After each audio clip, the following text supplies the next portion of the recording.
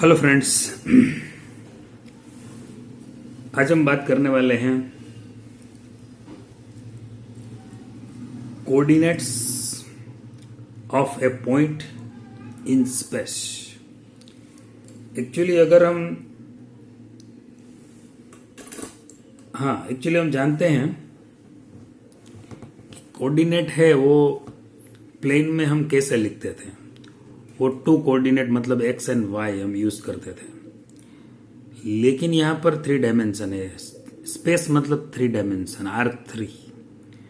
तो इसमें हम कोई भी पॉइंट है उनका कोऑर्डिनेट कैसे लिख सकते हैं, राइट। जो एक्सिस है उन पर जो कोई भी पॉइंट आता है तो वो पॉइंट के कोऑर्डिनेट्स हम कैसे लिखते हैं। जो कोई प्लेन में आता है एक्स वाई, वाई जेड और जेड एक्स जो प्लेन है, इसमें कोई पॉइंट आता है तो उसका कोऑर्डिनेट हम कैसे लिख सकते हैं, वो सब बातें आज हम करने वाले हैं। तो स्टार्ट करते हैं।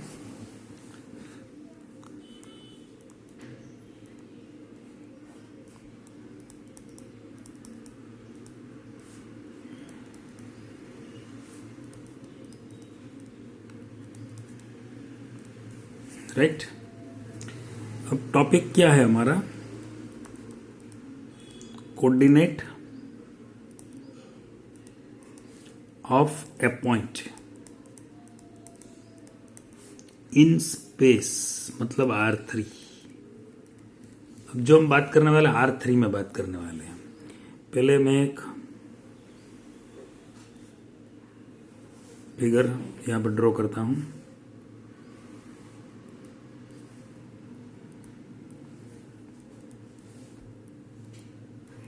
ये है एक्स एक्सिस, ये वाई एक्सिस और ये Z, X Y and Z, right.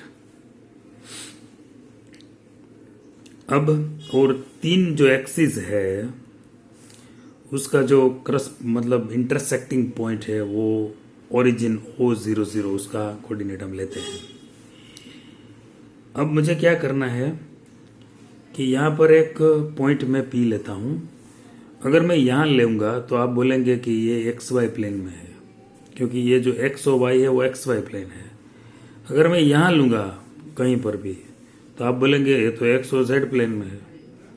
अगर मैं यहाँ लूँगा वाई और जेड में, यहाँ कहीं पर भी लूँगा तो आप बोलेंगे कि ये तो वाई और जेड प्लेन में मतलब वाई जेड प्लेन में है। तो मुझे स्पेस में लेना है तो मुझे क्या करना पड़ेगा, यहाँ लेना पड़ेगा कुछ न कुछ जगह पर, यहाँ लेना पड़ेगा ना।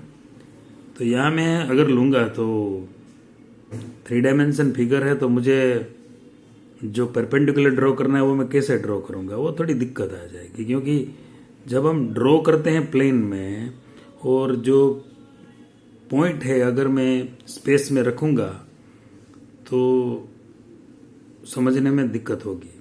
मुझे फिगर ड्रॉ करना है, इसलिए मैं एक एज्यूम कर लेता हूं कि ये यहां पर जो मैं पॉइंट P लेता हूं वो एक्स वाई जेड वो है स्पेस में है। मैं ऐसा एज्यूम कर लेता हूं। एक्चुअली तो कोई रूम है तो उसकी कोई वॉल पर नहीं रखना, कोई फ्लोर पर नहीं रखना, कोई एंगल है मतलब जो भी है इस पर भी पॉइंट नहीं लेना चाहिए। पॉइंट कहाँ लेना चाहिए, हमारे सर के ऊपर 1 फुट दूर या 2 फुट दूर, मतलब हवा में लटकता हुआ। तो ऐसा तो समझने में मैं ये तो अगर आप सामने होते तो मैं थोड़ा बहुत अपनी एक्शन करके बता सकता कि यहाँ पर पॉइंट लिया है, लेकिन यहाँ तो ये दिक्कत हो जाएगी। तो वैसे ही ये फिगर ड्रॉ करना है तो एक्शन से समझा सकते हैं, लेकिन लेना तो ये कुछ ना कुछ जगह पर तो लेना पड़ेगा प्लेन में। तो जहाँ पे हम लेंगे वहाँ दिक्कत तो खड़ी होगी कि भाई ये तो वाई जेड समतल में लिया है। नहीं, मैंने ये आपको मैं बोलता हूँ कि ये स्पेस में है तो आपको एज्यूम कर लेना कि स्पेस में ये पॉइंट है, राइट। अब ये जो स्पेस में ये पॉइंट आ गया है तो P में से मैं P का जो कोऑर्डिनेट्स लिया है मैंने एक्स वाई जेड, P से मैं एक परपेंडिकुलर ड्रॉ करता हूँ। वो मान लीजिए कौन से प्लेन में गया, एक्स वाई प्लेन में। जहां पर भी वो एक्स वाई प्लेन को टच करता है वहां एल है मान लीजिए, तो P L is the perpendicular to X Y plane, right. So what is the coordinates of L? यहां पर एक्स वाई प्लेन है, मतलब Z coordinate will be 0. So x, y and 0 are the coordinates of L because L lies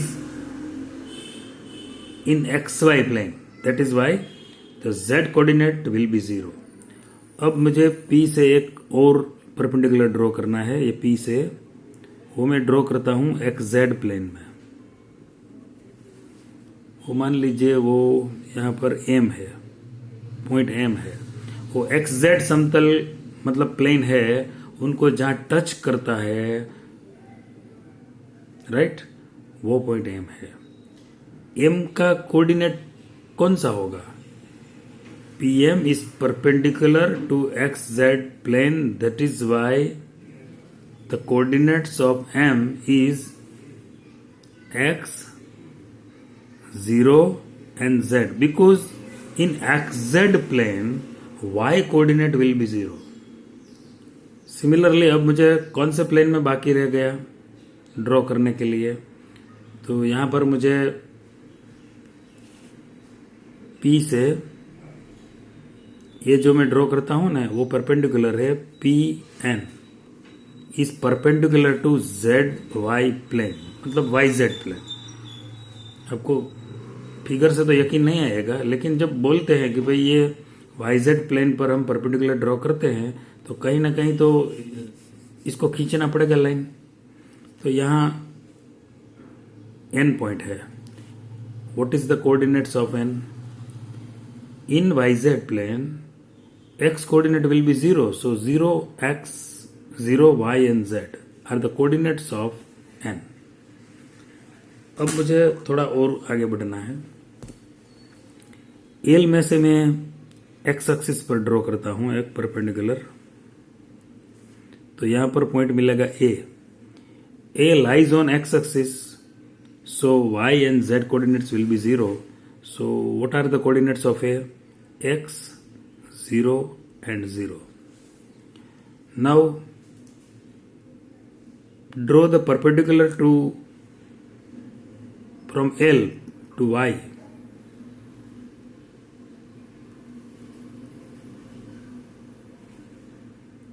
Suppose LB is the perpendicular to y-axis, point B lies on y-axis, so the coordinates of B will be 0, y and 0, because if point lies on y-axis, then x coordinate and z coordinate will be 0. Now join this line.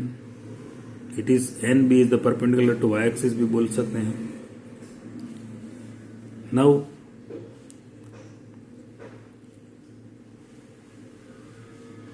perpendicular मतलब join this two line.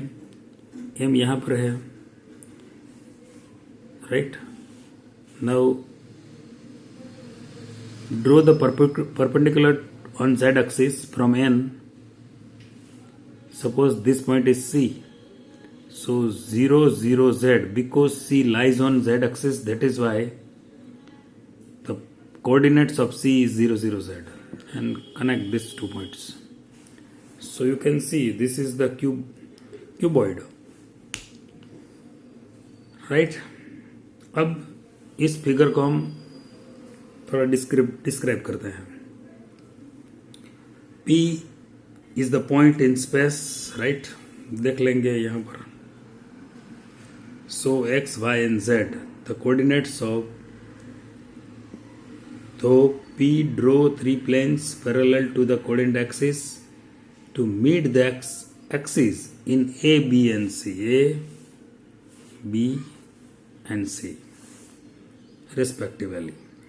So OA is equal to x, OB is equal to y, and OZ is equal to z. These 3 numbers taken in order are called coordinate of a point P and written as P, X, Y, Z. Now you can see point L lies in XY plane. Point L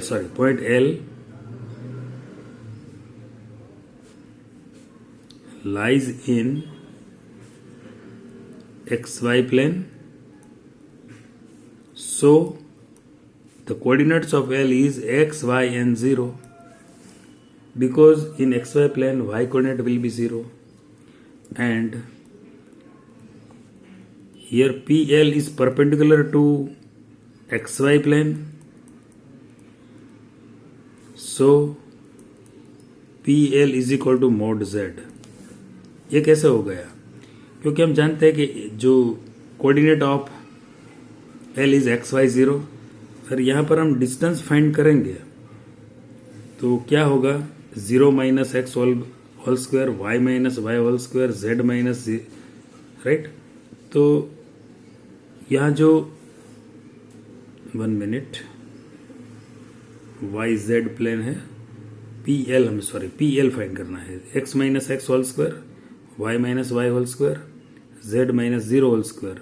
so distance between PL is mod Z। जब distance formula हम count करेंगे तब भी ये हमको मिल जाएगा। अब दूसरा पॉइंट है वो हमने ड्रॉ किया है। Point M lies in ZX plane और XZ plane. So M, X, 0 and Z. The coordinates of M is X, 0, Z. And PM is perpendicular to XZ plane, right? So distance between P and M is equal to mod Y. Now third,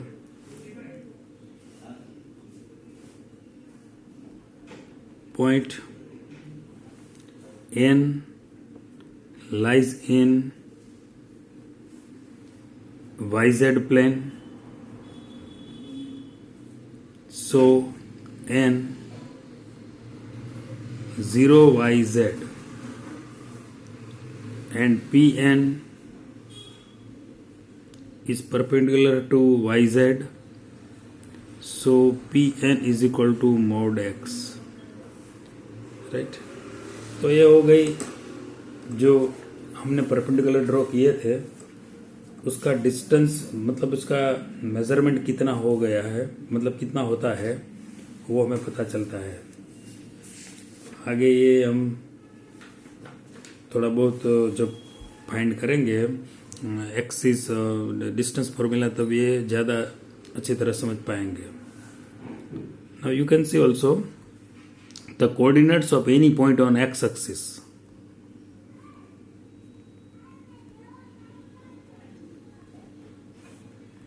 of any point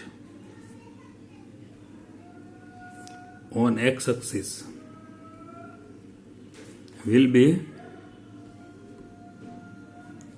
x00। मतलब जो भी point है x axis पर है उनका y coordinate और z coordinate 0 होता है, तो सिर्फ x00 बोलते हैं। सिमिलरली अगर y एक्सिस पर कोऑर्डिनेट कोई भी पॉइंट आता है तो उनका कोऑर्डिनेट होता है 0 y0। अगर z एक्सिस पर कोई भी कोऑर्डिनेट मतलब पॉइंट आता है तो उनका कोऑर्डिनेट होता है 0 0 z। तो ये हमें याद रखना है। अब थोड़ा क्वेश्चन जो आप इतना आपने समझ लिया है तो उनके बारे में थोड़ा क्वेश्चन भी कर लेते हैं।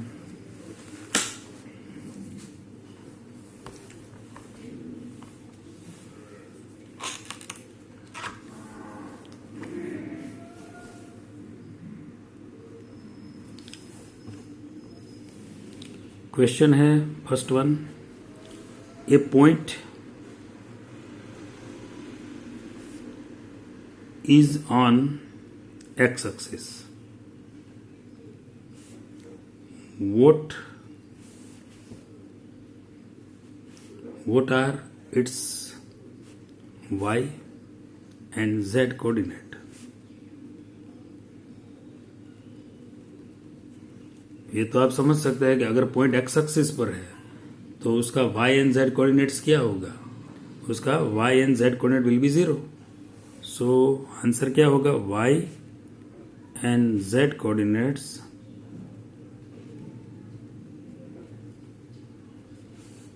आर 0, क्योंकि पॉइंट अगर एक्स एक्सिस पर है तो उसका दो कोऑर्डिनेट 0 हो जाएगा y एंड z।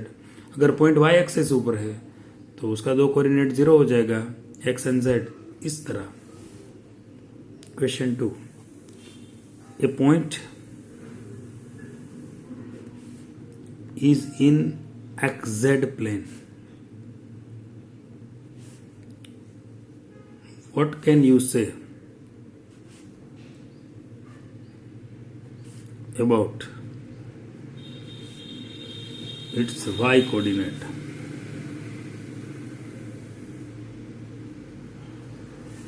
अगर पॉइंट xz प्लेन में है तो y coordinate will be 0।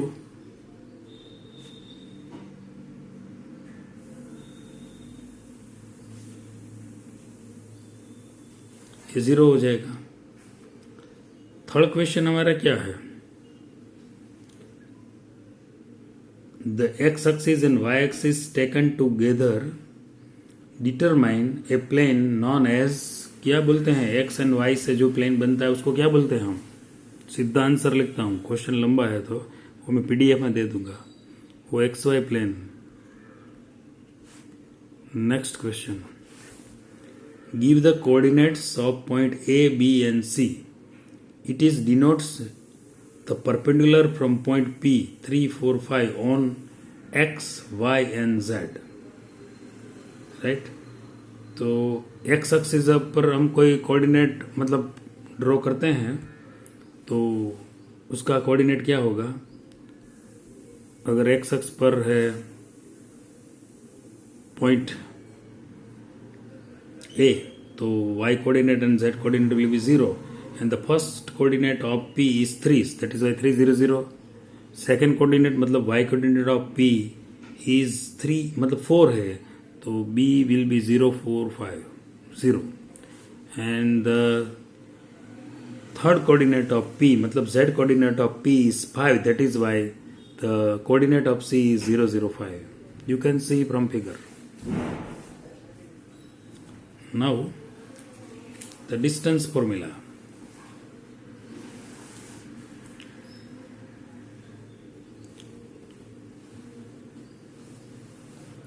Distance formula में क्या है,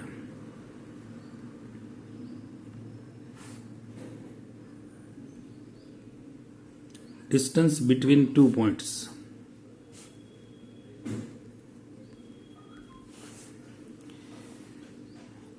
if capital P x1 y1 मतलब P का जो कोऑर्डिनेट है वो x1 y1 है एंड Q का जो कोऑर्डिनेट है वो x2 y2 है। आप समझ सकते हैं कि ये जो दो पॉइंट्स है वो प्लेन में है क्योंकि x and y coordinate shown here, right. मतलब थर्ड कोऑर्डिनेट नहीं है, अगर थर्ड कोऑर्डिनेट नहीं है तो ये प्लेन में है, वो स्पेस में नहीं होगा, ये प्लेन में दो पॉइंट है। Then the distance between P Q is equal to x1 minus x2 whole square plus y1 minus y2 whole square, right. दो पॉइंट है, R2 में है। अब मैं R3 मतलब स्पेस में दो पॉइंट लेता हूं, x1 y1 and z1। Third coordinate is z1, Q point है उसका कोऑर्डिनेट है x2 y2 and z2, belongs to R3, R3 मतलब plane. Then distance between P Q is equal to x1 minus x2 square plus y1 minus y2 square plus z1 minus z2 square under root, right. तो ये दो हमारे पास दो points है, तो उस हिसाब से हम कैसे फाइंड कर सकते हैं वो हम देखेंगे। फॉर एग्जाम्पल यहाँ पर तो हमें R3 में स्टडी करना है। फाइंड द डिस्टेंस बिटवीन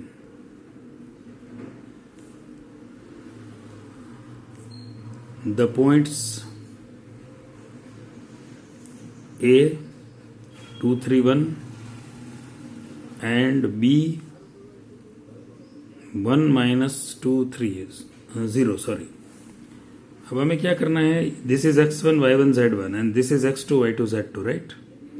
तो distance between A B is equal to, हमारे पास तो फॉर्मूला है एक्चुअली, ये 10th में भी आप समझ गए, 10th में भी आपको स्टडी में ये फॉर्मूला थी। और अब 11th में चैप्टर नंबर 10 आप चैप्टर नंबर 10 स्टार्ट हो गया है, तो चैप्टर नंबर 10 में भी ये फॉर्मूला का यूज आएगा।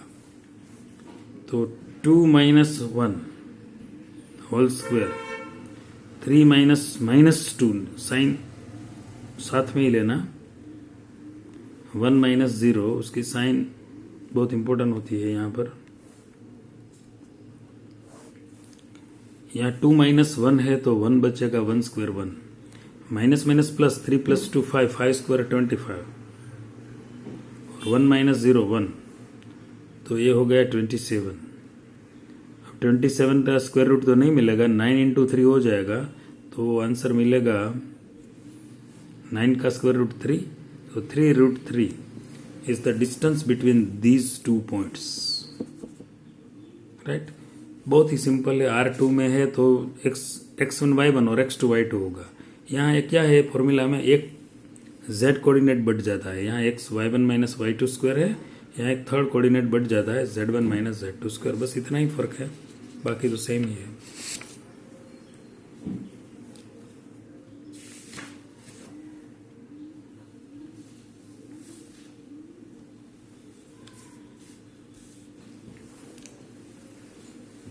तीन चार सम बीच में 2 3 4 5 ये होमवर्क में है। तो sum number 6, show that the points -2 3 5 -2 3 5 1 2 3 and 7 0 -1 are co-linear points।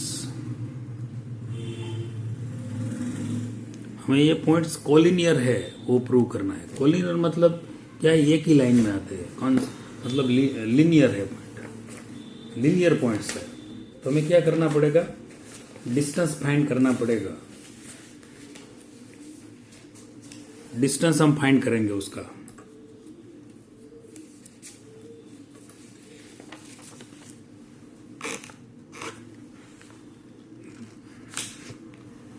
-2 3 5 1 2 3 7 0 -1 are collinear, ऐसा हमें बताना है। तो ये और पहले तो मैं एज्यूम कर लेता हूं, लेट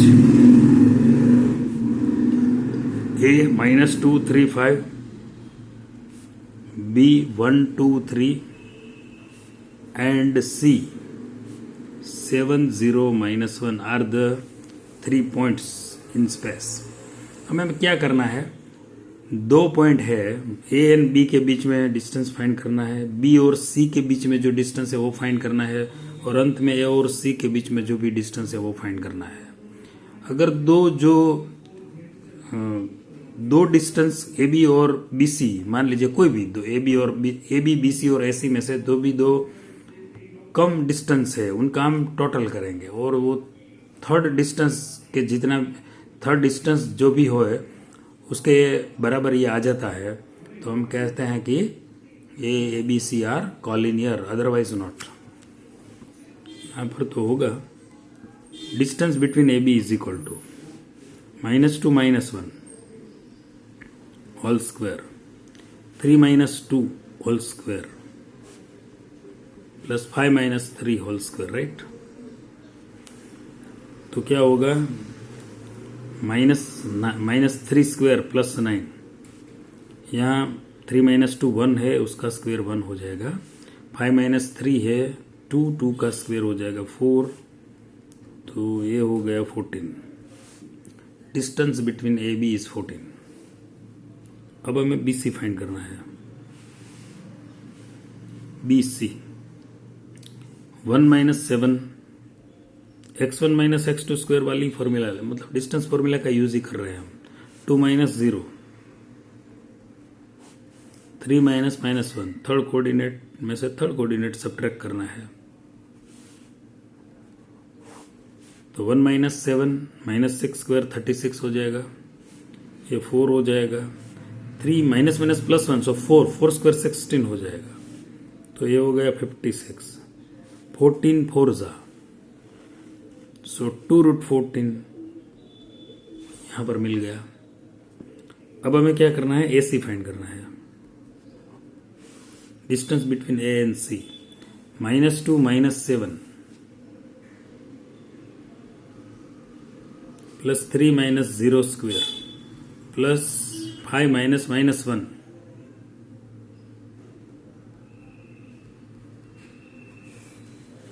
अब ये हो गया 9 -2 minus 7 minus 9 square 81, 3 square 9, 5 plus 1 6 6 square 36, तो यहां पर 126 हो गया। उसका स्क्वायर रूट हम निकालेंगे तो 3 रूट 14 आ जाएगा। अब क्या है, यहां पर ए बी की वैल्यू है रूट 14, बी सी की वैल्यू है 2 रूट 14 और एस सी का जो वैल्यू है वो 3 रूट 14।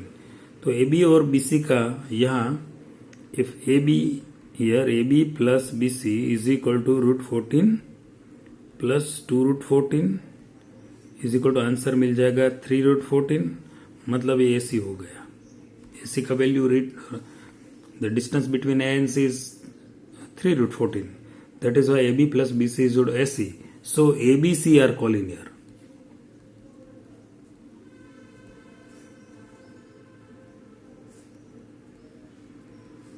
राइट, ये पॉइंट्स है वो कॉलिनियर है। सो गिवन पॉइंट्स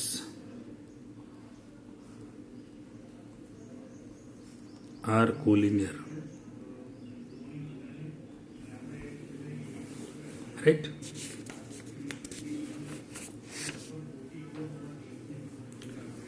अब जो सम है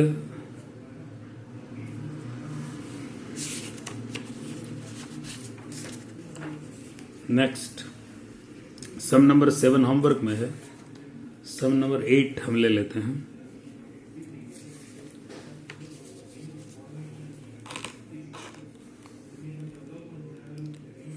Verify that the points 0, 7, minus 10, 1, 6 and minus 6 and third one is 4, 9, minus 6 are the vertices of an isosceles triangle. So let A 0, 7 and minus 10, B 1, 6 and minus 6 and C 4, 9 and minus 6. Now find distance between AB. 0 minus 1, 7 minus 6 all square plus minus 10 minus plus हो जाएगा, लेकिन यहाँ पर लिखते हैं minus minus 6। This is the distance between AB. What is AB? 1 plus 1 minus 10 minus minus plus 6. So it is minus 4 square 16. It is root 18. तो 3 root 2 यहाँ पर मिलेगा हमें, राइट। अब हम क्या करेंगे, बी सी फाइंड करेंगे, distance between B and C. 1 minus 4 whole square plus 6 minus 9 whole square plus minus 6 minus minus 6, तो ये हो जाएगा minus 3 square 9, 6 minus 9 minus 3 square also 9, और ये तो माइनस माइनस प्लस -6 + 6 0 हो जाएगा, तो it is also √18, so 3√2, right. अब AC फाइंड करेंगे, distance between A and C। 0 - 4 square plus 7 - 9 square plus -10 -6 square, तो कितना होगा? 16 प्लस -3 -2 होगा, यस 4, और यहाँ पर -4 होगा क्योंकि माइनस माइनस प्लस, -10 + 6 -4 स्क्वेयर 16 हो जाएगा, तो ये हो गया 36, यहाँ पर 6। एक्चुअली यहाँ से ही पता चल जाता है कि AB और BC की जो वैल्यू है वो √3√2 है, मतलब distance between AB and distance between BC are same. लेकिन AC हमने क्यों फाइंड किया? क्योंकि कोई भी ट्राइंगल में 2 साइड इक्वल है तो हम इसको आइसोसेलेस ट्राइंगल बोल सकते हैं, लेकिन हमें इसलिए चेक करना पड़ेगा AC को, क्योंकि अगर AC भी 3√2 आ जाता है तो वो ट्राइंगल इक्विलेटरल हो जाएगा। तो हमें तो क्या प्रूव करना है? ये ट्राइंगल आइसोसेलेस है। तो यहाँ पर AB = BC = 3√2. So in this triangle the measurement of two sides are equal. That is why triangle ABC is an isosceles triangle.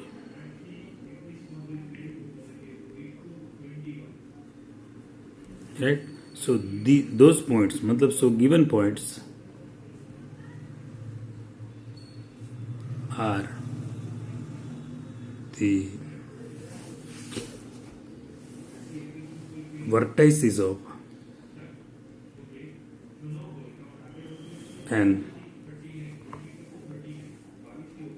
isosceles triangle.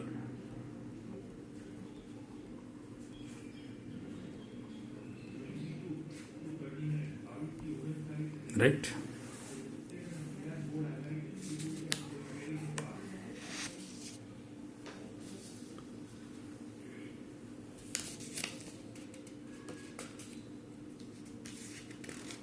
इसके बाद एक सम है 9th सम।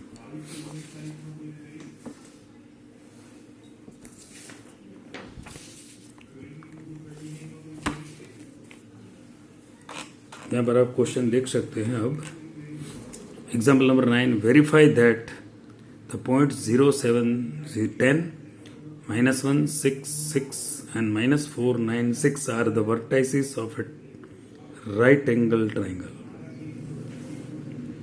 Let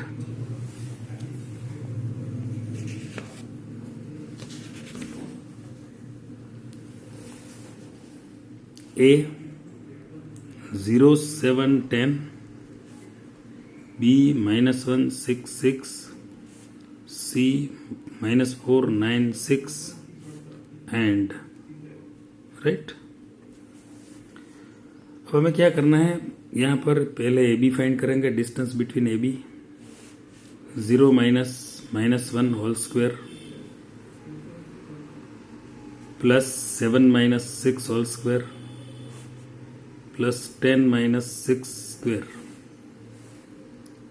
तो ये 0 + 1 मतलब 1 स्क्वायर 1 हो जाएगा। 7 - 6 यहाँ पर भी 1, 10 - 6 4 स्क्वायर 16 हो जाएगा, तो ये 18 हो गया। This is AB। हमें राइट एंगल ट्राइंगल प्रूव करना है = सो हम उसका स्क्वायर फाइंड कर लेते हैं, AB स्क्वायर फाइंड कर लेते हैं, क्योंकि जो पाइथागोरस थ्योरम है उसके हिसाब से हमें जाना पड़ेगा। अब BC -1 -4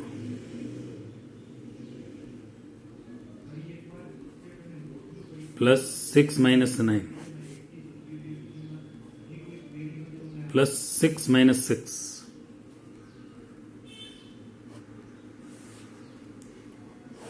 तो यहाँ पर -+ 4 -1 3 स्क्वायर 9 हो जाएगा। ये 6 माइनस 9 माइनस 3 स्क्वायर, ये भी 9 हो जाएगा और ये 0 हो जाएगा. It is 18. This is BC. So BC square is equal to also 18. अब हमें AC फाइंड करना है. Distance between A and C. 0 minus minus 4 plus 7 minus 9 square whole square plus 10 minus 6 whole square. तो ये क्या हो जाएगा 16, यहाँ 7 minus 9 है, minus 2 square 4, 10 minus 6 मतलब 4 square 16, 16 plus 16 18 plus मतलब 32 plus 4 36. This is SC. तो what is SC square? It is 36. अब हमें चेक करना है कि यहाँ पर AB square plus BC square क्या होता है. AB स्क्वायर 18 है, BC स्क्वायर भी 18 है. It is 36 is equal to SC square. So अब देख सकते हैं ऐसा ट्रायंगल हो गया ना. AB इसका स्क्वायर ये 36 है, राइट. तो SC स्क्वायर 36 है, SC इज इक्वल टू 6 है. तो सो triangle ABC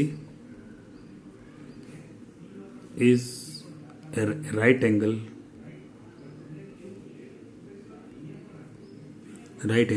triangle.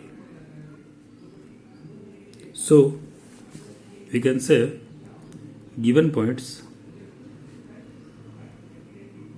are the vertices of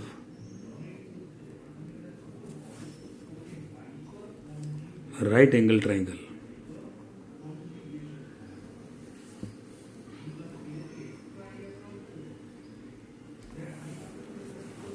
तो आप इस तरह देख सकते हैं कि कोई भी ज्योमेट्रिक फिगर है तो उसके हिसाब से हमें जाना पड़ेगा. मान लीजिए हम पैरेललोग्राम प्रूव करना चाहते हैं तो उसको 4 पॉइंट्स हमको दिए जाते हैं.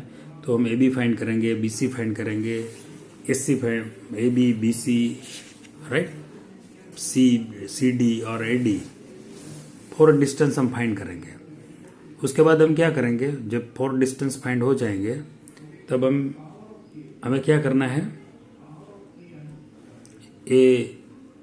AB और मतलब कोई भी AB और CD, कोई भी AB दो साइड का इस इक्वल डिस्टेंस मिलना चाहिए और बाकी दो बाजू जो बनती है उनका भी डिस्टेंस इक्वल होना चाहिए. तो हम कह सकते हैं कि यहाँ पर जो opposite sides are the measurement of opposite sides are equal, that is why this is parallelogram, ऐसा हम बोल सकते हैं.